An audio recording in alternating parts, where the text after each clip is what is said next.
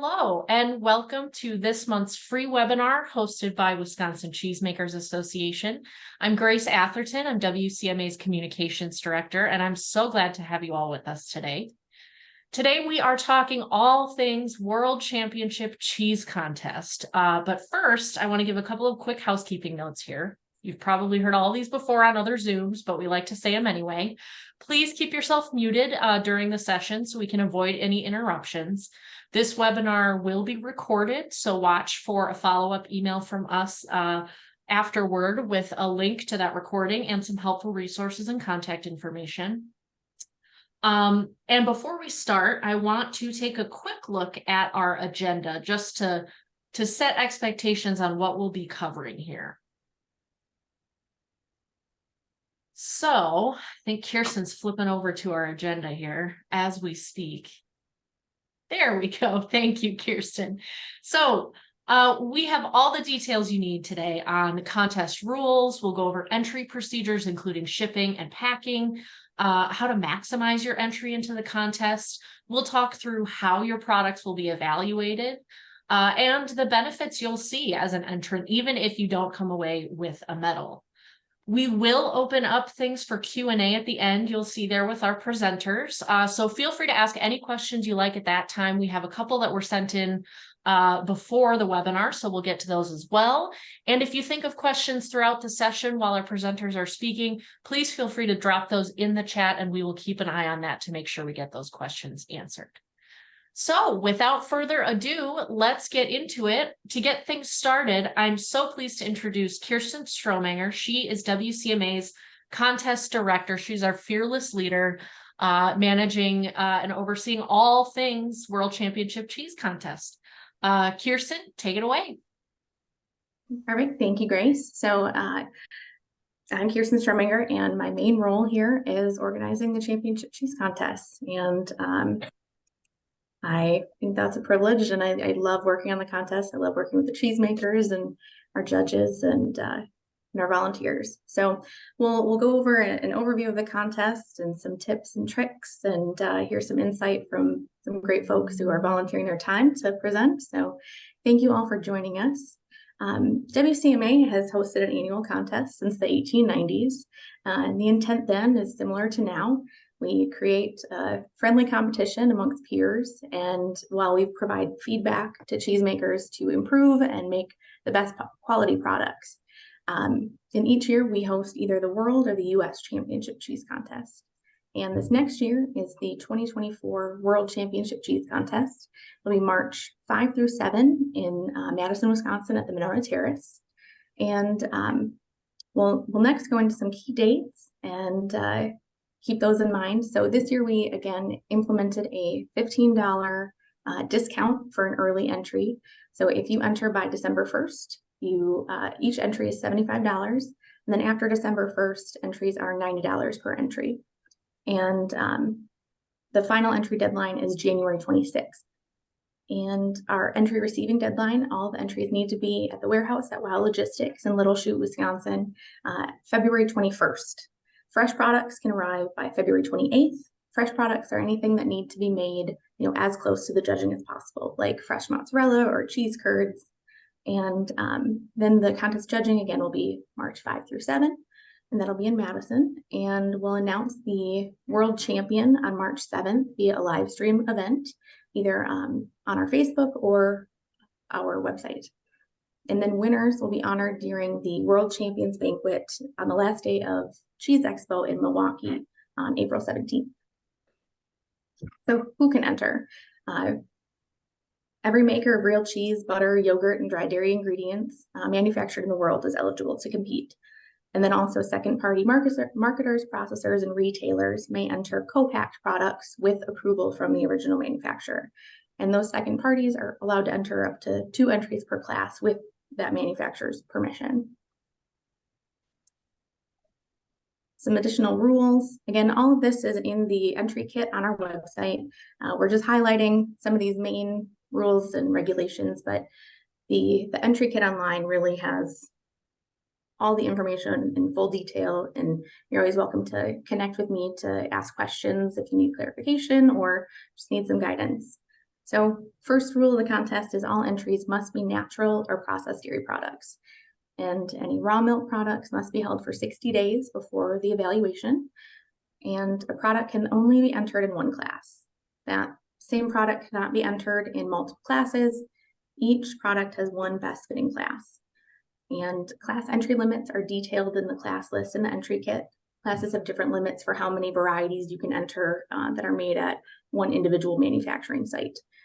Second parties, again, are allowed to enter up to 2 entries per class. That's a new rule this year. So we did adjust our rules so that manufacturers can, for most classes, enter up to 4 products per manufacturing site or up to 4 varieties per manufacturing site. And then second parties are separate from that, but they still do need to get the manufacturer's permission. And the chief judge does reserve the right to move an entry to the most appropriate class if necessary. And each of those entries must be submitted in the name of the person, the team, or group that's directly involved in making the product. So one of our, an interesting part of our contest people always ask is if they should send with or without labels. And you can send in products with or without the branded labels if you'd like. The technical scoring process that our judges use to evaluate the products is objective, so the labels and brands do not interfere with any of the evaluation. And never send a cut piece of cheese. There are some exceptions, but do not send cut cheese. Every cheese entered in the contest needs to be sent in its original manufactured form. Our judges want the entire product for a proper and complete evaluation. So again, there's some exceptions, and that again is in the contest kit, but there's exceptions for cheeses that are cut during manufacture, large form cheeses over 66 pounds. There's smoked cheeses when they're cut before the cold smoking process, and then of course processed or converted cheeses. And for any small size products, we do ask that multiple pieces be sent to reach a minimum total of 2 pounds. This is to ensure that there's enough product to carry through for each of the judging rounds. So make sure there's fresh product if you do get a first place and you move on to the championship round. And entries with the trial hole will be disqualified.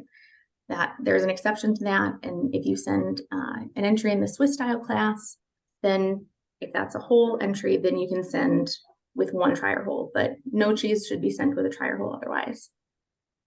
And then also make sure to inspect the cheeses that you're sending with any contamination or excessive cheese mites. Anything that's deemed unsafe for consumption will be removed by the contest at the discretion of the chief judge.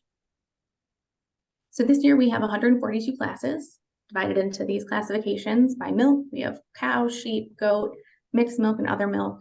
And the other milk class is for products made with milk from other hooved or camelid mammals like camels, donkeys, water buffalo, and that's the mixed milk class as well. So we also have classes for butter, yogurt, dry dairy ingredients, and then our demonstration classes, which consist primarily of converted products. Our payment and cancellation policy, all entries must be paid in full at the time of submission. And that's through my entries. And then any entries canceled before the entry deadline on January 26th will receive a 50% refund. And if you cancel after January 26th, you will not receive a refund. And entrants are responsible for shipping costs, and we do not offer a refund for paid entries that fail to arrive at the contest site. This is because we planned for those entries, we planned for our judges and our pallet and our trucking, and so each entry goes into our planning, and that's part of what that entry cost is for. And how to enter. So we use my entries, which is our personal, like our unique championship cheese contest work site from WCMA.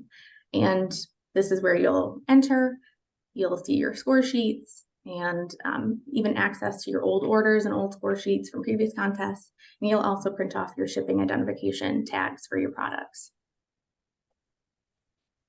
So I'll offer some insight here with some screenshots of this is your My Entries dashboard. So when you log in, you'll see those things I mentioned where you can view your orders and previous score sheets. You'll open those up to PDFs and you can see the judges' comments there. And also to note, I do highly recommend, like for your company, if you have a personnel change where you might have somebody different managing your My Entries account, I highly recommend keeping that account the same and just switching the email. And you can do that by logging in with that information. But if you need help with that, I'm happy to help. But that way, your information year after year always stays in there. So you can always view it and access it if you keep that same account. It's great for data and to know what you've entered, even back to 2016 or 2012. So if you need help with that, I'm happy to help.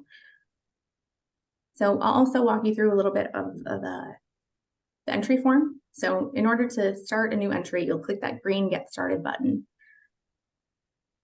And here's a screenshot of the first part of the entry form. So that top one, you'll select the class from the drop-down, and then some information about these following fields. This product brand name field is only external. So the judges don't see that. That is for your product like branding. That's the brand of your cheese and the cheese name if you need that. So like an example here is if WCMA were to make cheddar and we have a separate brand called WCCC, that's where I would put WCCC cheddar. That's shown in the Cheese Expo program, in the Cheese Reporter and Cheese Market News lists, and on our website in the results. So again, judges don't see that field.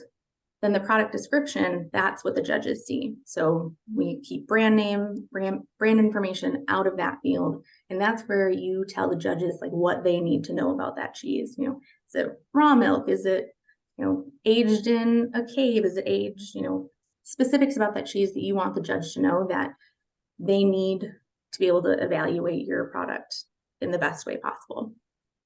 So they see that is not external. And then the maker, again, you want the name of the individual or team that's directly involved in the manufacture process. And of course, the company name there. In the second part of that form, you have your total piece count. Again, only send whole, originally manufactured products. Nothing cut unless it falls under those exceptions. And then the total weight. So if you're sending multiple pieces, if it's smaller than 1 pound, you have to send multiple to get to a total of at least 2 pounds. Then these following fields, the manufacture date, lot information, and the moisture percentage. These fields you probably don't know right now. You don't know what cheese you're sending or the exact specific one. So you can go and log back in and fill that out in January or February when you know what exact cheese you're sending.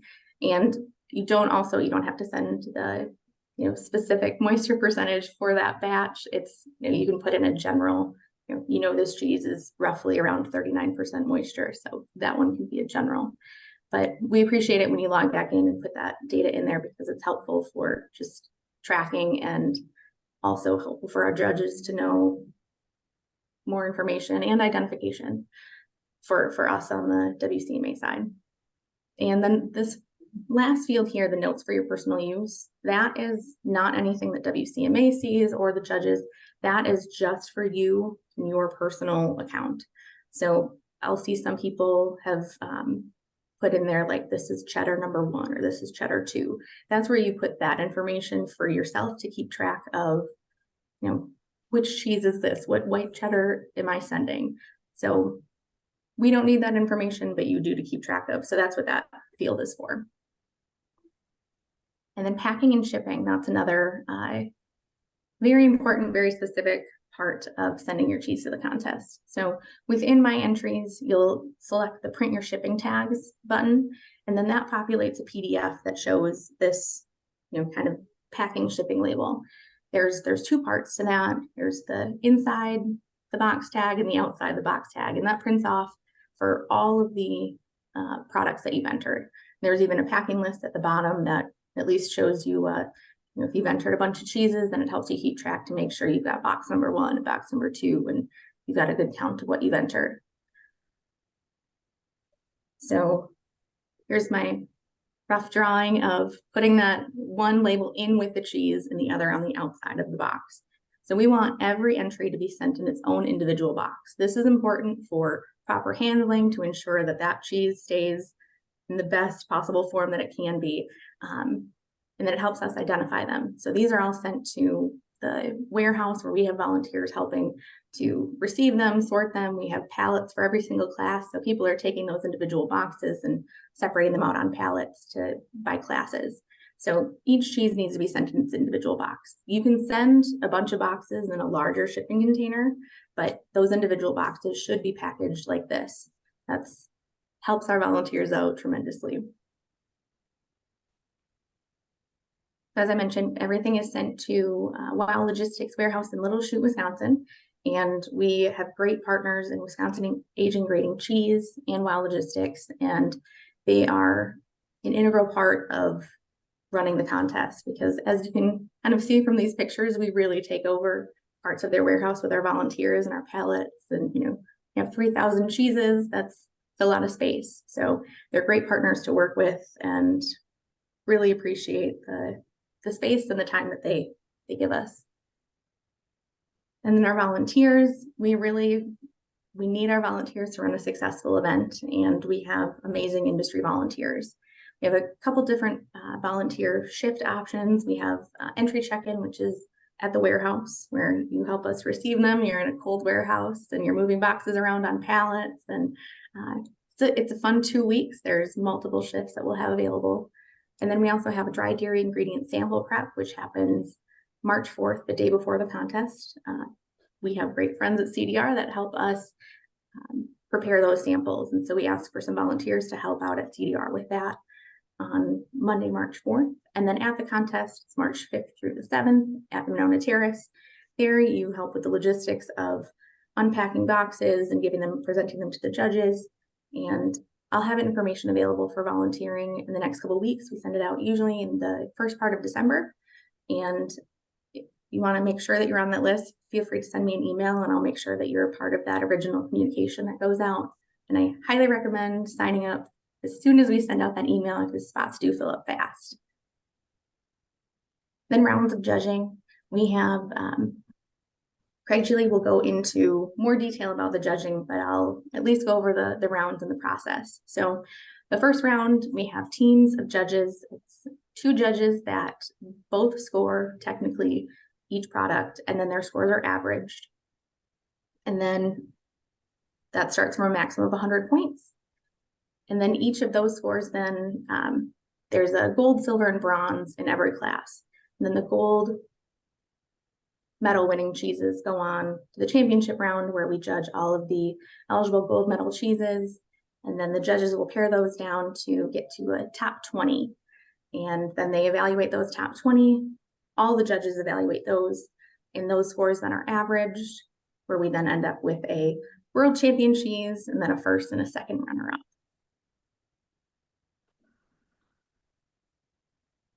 And then our prizes and awards. We have the contest award banquet will be on April 17th. Again, the last day of Cheese Expo in Milwaukee, Wisconsin. And winners have their moment on the stage for recognition, and they receive elegant handmade plaques with the World Contest medallion logo. The gold medals are electroplated in 24 karat gold. And then we have silver and bronze medals on the silver and bronze plaques as well. And then these trophies for the top 3 in the whole contest, those are handcrafted trophies.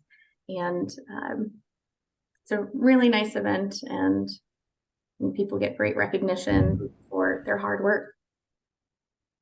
And also definitely attend Cheese Expo, because the trade show you can't miss it, the trade show and the seminars. So WCMA, we offer support also outside of just entry support. Some of our most effective media coverage opportunities are the World Championship Cheese Contest and the US Contest. So each year we take a proactive approach to publicizing the contest and the dairy businesses that enter it. And our great media and communications efforts are led by Grace Atherton, our communications director. So before, during, and after the contest, we maintain a robust social media presence, including video interviews with judges, volunteers, and entrants. And we put spotlights on unique products and the live announcement of the champion cheese. We also personally invite over 200 media outlets to attend and cover the contest in person and keep them informed on all the latest contest news. This proactive outreach garners hundreds of media mentions in dozens of countries and US states each year. So that's how WCMA works to elevate your business when you participate in the contest. But how can you promote your own entries and success? All contest winners receive the access to the trademark contest logo for use in your promotions or packaging. We provide all the guidelines, and we definitely want you to use it. Here's some examples here of just going to the grocery store. It always makes me excited to see those. And all gold, silver, and bronze winners receive access to the gold medallion. That color, just so it's always represented in the same way, so it's great brand recognition. So this, of course, is a symbol of quality and craftsmanship around the world. And it's a great way to show potential customers that you're committed to providing high quality and delicious products. So this concludes my portion of the contest overview. If you have questions about any specific entry information or rules, please ask at the end of the webinar during the Q&A session. And as always, feel free to send me an email or call with questions, and I'm always happy to help. So next, we'll take a deeper dive into the technical judging evaluation with Craig Gile from Cabot Creamery Cooperative. All right. Thanks everybody for taking the time during this busy holiday season to join us.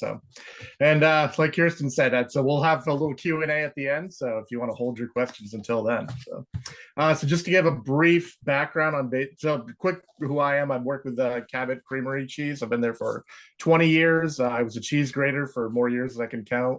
Then I slid into the R&D role for years, and now I'm completely on the sales side. And I've been judging here, fortunately, at the WCMA contest now for probably at least 10 years. So I've had a chance to see a lot of changes over that time. Right off the bat, a couple of weeks before the contest even starts, we're given our categories. This is coming from a list. We've already kind of given our profile of what categories we're comfortable with to WCMA. So a couple of weeks beforehand, they give us these categories, gives you that one extra opportunity to kind of, go out there, grab some samples, read up on it, just to make sure you're 100%, comfortable with what you're doing. Again, we're all like to, we're hopefully experts. We like to think of as such, but it does give us that last round to really kind of read up on and make sure that we're kind of doing what we need to do right. So when we actually get there, so just to set the scene a little bit, but first important tool is you can't cheese grade without a hat. So you've got yourself and your cheese judging partner, right? And the other two really important folks that are there is you have part of your B team, right? Which is this kind of really proud group of volunteers that work at the WCMA contest. You have a pair of stewards that work with you. So to kind of set the stage with them, you're kind of standing across from your judging partner. Each of you have laptops where you're going to be able to do all of your score entry. You have cutting boards, cleaning materials, all knives, kind of cheese triers, which if anyone's not familiar, it's kind of this half moon knife here that we use to take core samples from. So, hopefully you've got all the tools there. You've got your judging sheets, you've got your B team. All the samples are kind of like behind, kind of where Kirsten's showing, kind of behind that red curtain. So they're not kind of, out there causing a big fuss. So the first thing you want to do is, you get to know your judging partner. They bring out which categories you're going to be going through. You're going to eyeball all the categories, depending on what category you're judging. You might give some feedback to your B team of kind of what order you want a product brought out. So, specifically if you're judging flavored cheeses, cheeses where intensity level, might make a big difference. Certain blues, you'll kind of discuss with your judging partner and the B team, your stewards, kind of what samples you want brought out at what time. So you have a little flexibility there. And, they'll start kind of bringing samples out. The first thing you're going to look at, also you're going to little discussion with your judging partner. Common defects, just make sure you get a lot of that discussion kind of out of the way up front. Like we can still talk during it, but typically like as we're judging, we're kind of a little quiet, and then afterwards we might discuss. But, at the end of the day, it's, each of us are coming hopefully as technical experts that are, we're there to give our score that's being entered in. We're not trying to influence each other on what we're trying to do. So yeah, product will get brought out. And again, you've kind of discussed with your, B team, how you want them brought out. Again, this crew is great, and they're integral to making this happen. Again, they're kind of cleaning up the whole product behind. They're making sure, all your tools are kind of cleaned off. So, as you're going in there, like entering in, categories, you've got a kind of a clean slate. So, as they're kind of getting ready for the first entries to come out, you're going in on the entry, kind of my entries, and you're just eyeballing really quickly, right? It's all broken down by appearance, flavor, kind of body, and surface. You're just going through an eyeball really quickly just to make sure that, hey, they've got, all the terminology that you used is listed there, and just make sure you're all comfortable with it. And then the first kind of, samples come out. They're brought out right off the bat. I think one that, people are always curious about, how much does appearance really have an effect? I think ultimately a lot of times appearance is kind of more of a tiebreaker, but it does kind of set the stage also, right? Once we start grading, we're going to figure out whether or not it's a, solid piece of cheese or not. But, it does kind of set that stage, where sometimes you see a really attractive cheese and, you get really excited, and vice versa, where, you can see, I think times where like it really jumps out at you, if the packaging is really poorly done, then, you're probably half thinking, okay, then they probably, if they're sending it looking like this, they probably didn't put a lot of effort into selecting the cheese either. Again, ultimately, we're going to judge it. We're going to know, but just to kind of let you know, it's probably more of a tiebreaker than anything else. So first thing we'll do is, after the cheese is down, we'll kind of usually a lot of times feel the surface, depending on what type of cheese it is. Each of us usually have our own cheese trier, or even if we're sharing a cheese trier, we're kind of plugging our own samples, right? Because a judge is going to get a lot out of even just that initial plug, like the feel of going in and taking one out. So, kind of each of us have our own plugs. Specifically a lot of times, like I'll show my plug to my judging partner also. Right? Because it gives you that extra layer of, okay, if you're grading a cheese with eyes, gives you one more plug to kind of look at, whether or not there might be slit issues going on. And then we'll kind of sample our own product. So basically during that time, again, a lot of times we're usually not talking. Our B team crew is kind of fending off if there are anybody, a lot of times we'll allow people into the room. They're really good about, kind of keeping them at, out of arm's reach. And they kind of just allow us time to kind of sit with that cheese, evaluate it. I know a lot of times with me, a lot of what I'm doing is kind of, I kind of start with the 5 basic flavors. I kind of see where the cheese is at from there. And then I start running through my head, okay, common defects, common body defects, flavor defects.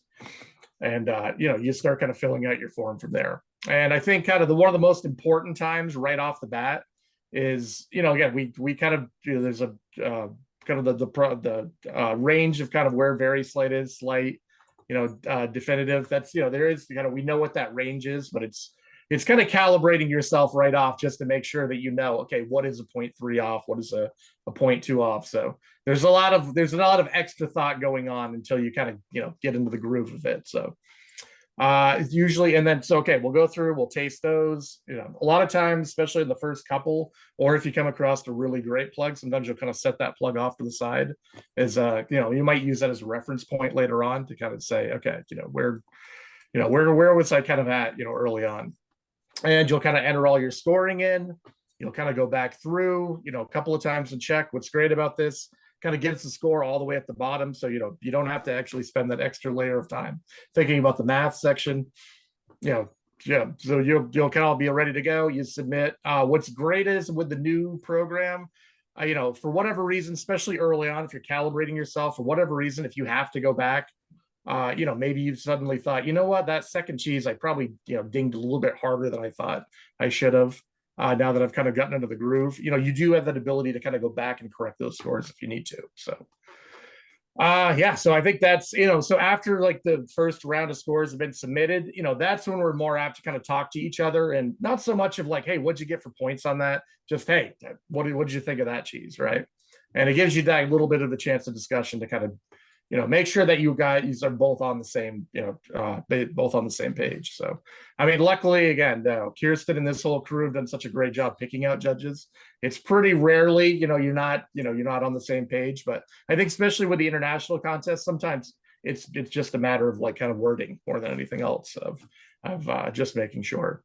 But it can be, and again, with the international side of it, sometimes it can be what the expectations are for that specific cheese. So depending on the country, there can be slight tweaks as to what is kind of seen of as acceptable. So again, having that discussion with your teammate beforehand and kind of during is really helpful. So yeah, so I think that's a big part of it there. And then kind of once you're done, again, always communicating with your B team. They come in, they kind of swoop in, they kind of keep everything kind of clean for you and ready to go. The other thing that we have, so we refer to them lovingly as the red hats, right? So we have these chief judges that are walking around the room with red hats on. We have quite a few of them. You can flag them down. I think one of the big things that hopefully a good technical judge has, again, we don't know everything. If we run into some pretty unique, situations sometimes where, almost everyone I know out there does not hesitate to flag down a red hat and say, hey, what do you think about this? They'll either have an answer, they might go confirm with other red hats. They might go find an expert in the room. Luckily you've got a few people there that really know about cheese. So I think that, that extra layer of like, look, if we stumble on something we can't get our hands around, again, you've got a whole room full of experts and we're not scared to kind of rely on them also. So yeah, I think that's a big part of it there. Mm-hmm. Yeah, well, yeah. Thank you, Craig. We want to make sure all cheeses have the best shot possible at a medal, and that's where those descriptions and the entry form also really help to make sure that we give every product the best chance it has at winning. And speaking of winning and entering, we also have from AMPI, they're going to share some experience as entrants and contest winners. We have Marshall Reece, Senior Vice President of Sales and Marketing, and Shawn Sadler, Jim Falls Cheese Plant Superintendent, and also a Wisconsin Master Cheesemaker, both from AMPI, to share a little bit about their entrant experience. All right, thanks, Kristen. Appreciate the introduction there. My name is Marshall Reece. I am the Senior Vice President of Sales and Marketing at AMPI. I have been in this role for just over 9 years and currently based in New Ulm, Minnesota. So we can go ahead and jump to the next slide. But AMPI, we are a farmer-owned dairy cooperative, and AMPI, okay, that stands for Associated Milk Producers Incorporated. And since that's such a long name, we often just go by AMPI or AMPI. Either one is fine. But the pictures here, these are some of our farmer owners. These are our members. And this is where we get all of our milk from. So the milk comes off of all of their farms into one of our 8 manufacturing locations where we do our very best to make award-winning championship cheese. You can go to the next slide. We alongside of our membership, we have a very talented team of cheesemakers, but also butter makers and powder producers. As you can see, certainly one of our very talented cheesemakers is our master cheesemaker, Shawn Sadler, who will be speaking here momentarily. But we also have about 1,000 employees across the cooperative. So that is just a quick little snapshot about AMPI. But for us, really, and you can jump to the next slide, one of the things that we really like about the contest is that we make 640s. And I think sometimes there can be a perception that you can't always make great cheese in a really big form. And I guess we like dispelling that myth because we make big blocks of cheese, and from that we can produce award-winning cheese. And these cheese contests, whether it's the U.S. Championship Cheese Contest or the World Championship Cheese Contest, it kind of really helps us prove that out, that you can make amazing cheese even in a big form. We and Shawn can probably touch on this too, but when we go to grab cheese to submit for a contest, we grab a 640. It gets cut down a little bit smaller because that's a big block to ship in. We don't make contest cheese. We just make big blocks and we grab one and submit it for the contest. And that is something that we certainly like to highlight with our customers, that when you're buying 640s from AMPI, you actually are getting some amazing award-winning cheeses. And we have the contest results to prove it. So we do like that. You can go to the next slide. And then the other thing too is that when you do win, right, it gives you the ability to promote that. And you know, we on our American slices, we actually put the World Championship Cheese Contest logo on the package. We are currently the reigning world champion for American Slice, and that's a big deal. And it matters to our customers. They like to know that they are getting an amazing piece of cheese. So certainly a very, very big benefit there. And then you can jump to the next slide. But the other thing that is great is bragging rights. Right, so we actually had 2 cheeses in the top 20, both from a 640. So once again, just highlighting the fact that we can make amazing cheese in big blocks. So certainly the ability to then promote that with our customers, the ability to share that in a press release, all very valuable to us as a cheese making company. And then the next slide really kind of highlights some of the ways that we get to promote. You know, certainly advertising on our own website, whether it's or on Instagram or on Facebook, press releases, getting into the newspapers. Once again, it's just more exposure for AMPI, for our amazing cheesemakers, for our cooperatives, for our dairy farmers. You know, it also is really nice for our dairy farmers to be able to say, my milk goes to make world-class cheese. So certainly, why participate in the contest? So I think certainly there's a lot to gain. You know, kind of one thing is that we gain exposure in the industry. You know, current customers see us being involved, certainly also in winning. And it gives prospective customers, you know, maybe some exposure to our cheese as well, and that we can produce award-winning cheeses. You know, a second benefit is that current customers may not know, you know, all the varieties that we produce. And so having them gain exposure to the variety of cheeses that we produce and that we enter in the contest also gives us some additional exposure. And then even I know Shawn has talked about receiving feedback from the judges also is helpful. And you know, that is where you can learn and potentially, you know, down the road, maybe that means you can tweak something here, tweak something there based on judges' feedback on how you can maybe get things even a little bit better. Because I think we must get grading reports, and from those reports, it does help our cheesemakers get even better.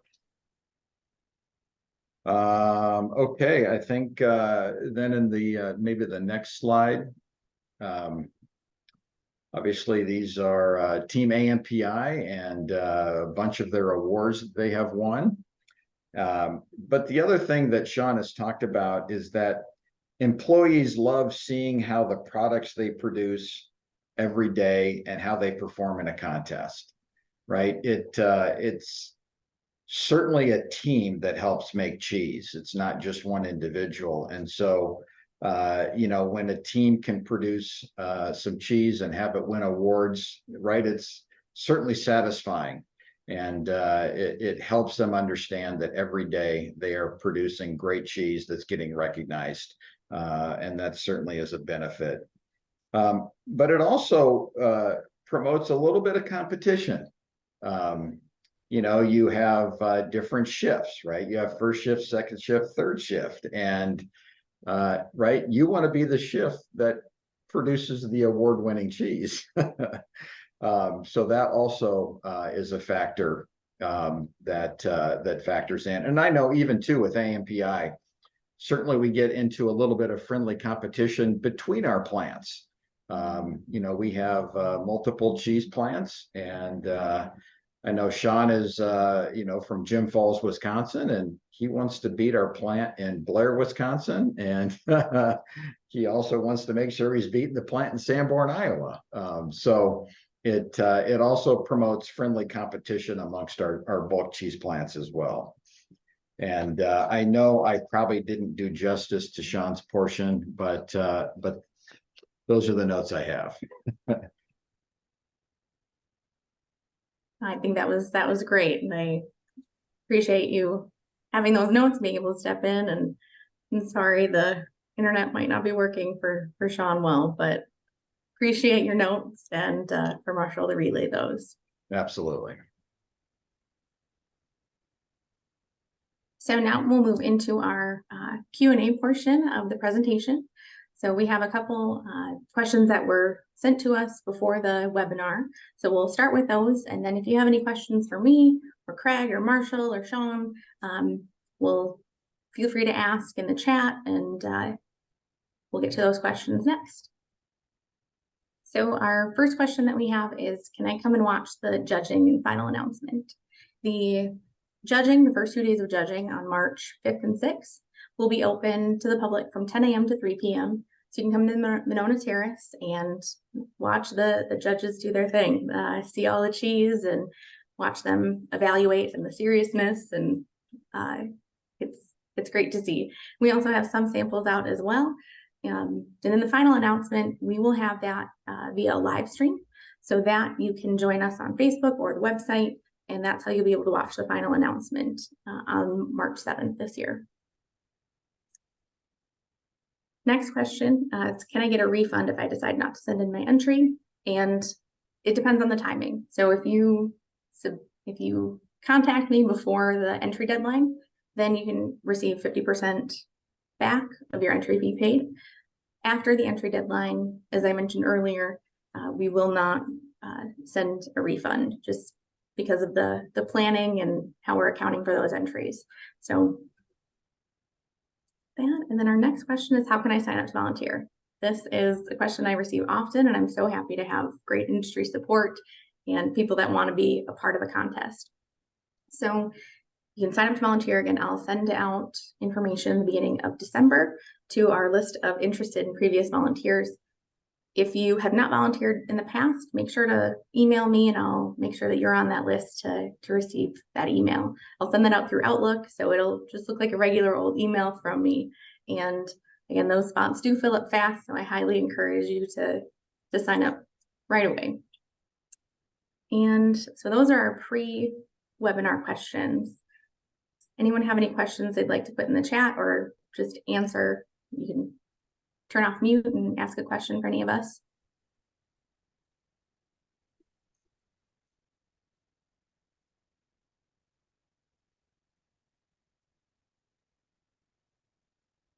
I'll jump in with one that I have definitely heard before, that I think you touched on a little bit, Kirsten, and then I see we've got one that just came through in the chat as well.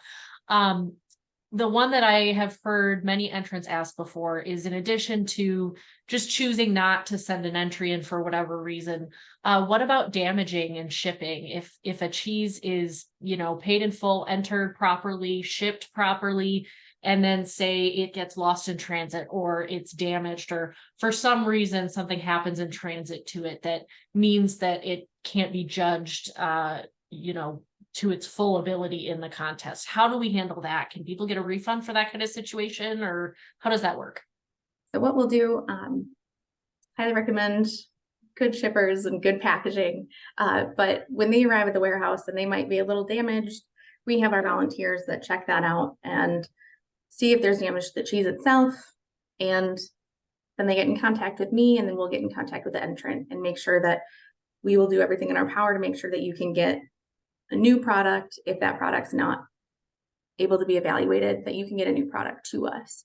And that might mean some extra logistics, but we'll we work that out, I guess, on a case by case, but yeah, if we've had yogurts that come and they're broken open, and we connect with those companies and make sure that they can overnight something to us the next day.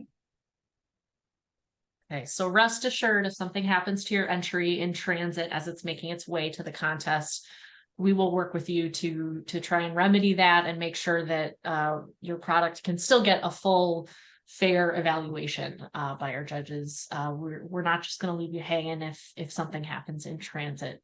And Kirsten touched on how to handle the situation if you choose not to send in your entry for whatever reason as well. Kirsten, our question in the chat, class 72 for open class hard cheeses flavored describes cheese with chili peppers. Can this be any other flavors as well without chili peppers? Yes, so what I'm seeing right now is, this is great to be brought to my attention, that is a typo then that we will correct.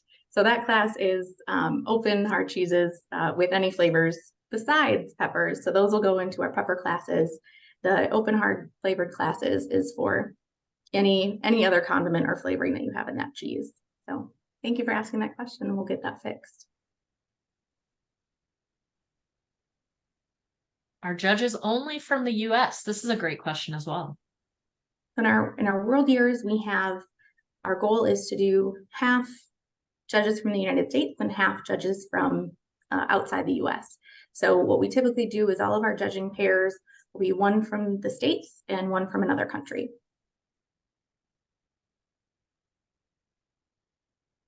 Okay, Kirsten, do you see the question here from Do you see this? Denmark? So the question is, we produce an aged Danish blue and have that covered in flowers. And what is the best class to enter? We have an open class for blue cheeses that, let me just double check on that class number here, but it is class 36. It's an open class for cheeses with blue molding. So that is a class for cheeses with blue molding that aren't your typical traditional blue with a foil wrap or a wax wrap. So that allows for some external mold. It allows for flowers or leaves. So it's an open class for blue, and that's class number 36. Sounds like a beautiful cheese covered in flowers. Can't wait to see it next year. Any other questions that come to mind right away?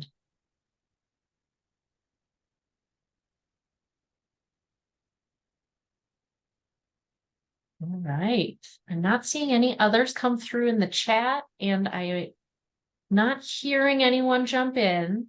If you think of any before we close up here, please feel free to mention those. But in the meantime, I want to say thank you all again. Thank you so much to our presenters, to Craig, Marshall, and Shawn for sharing their experiences today. Very informative, very helpful information. Here's Kirsten's contact information in case you have any other questions that may come up after our webinar today. We will also make sure to send out a link to a recording of this webinar so you can watch it back later in case you missed anything, as well as some helpful resources and contact information. So watch for that. Thank you again so much for joining us, and we will see you next time. Have a great afternoon.